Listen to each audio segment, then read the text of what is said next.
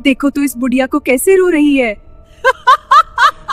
एक गांव में एक औरत रहती थी। लोग उसे सिर्फ बहू के नाम से जानते थे। उसका घर छोटा था, लेकिन उसका घमंड बहुत बड़ा।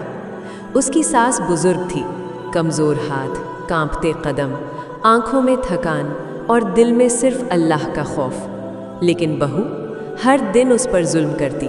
कभी कहती तुमसे कुछ होता ही नहीं, कभी चिल्लाती तुम सिर्फ बोझ हो, कभी ताना मारती तुम्हारी वजह से मेरा घर बर्बाद है। सास चुप रहती, हर लफ्ज़ सीने में दबा लेती। बस रात को जब सब सो जाते वो सजदे में गिरकर रोती, या अल्लाह तू ही मेरा गवाह है। बहू सिर्फ जुबान से नहीं, कामों से भी जुल्म करती। कभी खाना रोक देती, कभी दवाइयाँ छुपा देती, कभी मेहमानों के सामने उसकी बेइज्जती करती। और जब सास चुपचाप रोती तो बहू हंसी के साथ कहती, बुढ़िया मर जाओगी तो चैन मिलेगा।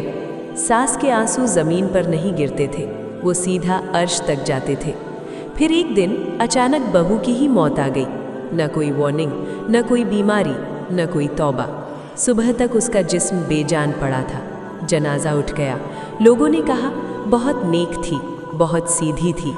लेकिन फरिश्ते सब जानते थे, जिस सास को उसने रुलाया उसका हर आंसू उसकी कब्र के लिए गवाही बन चुका था।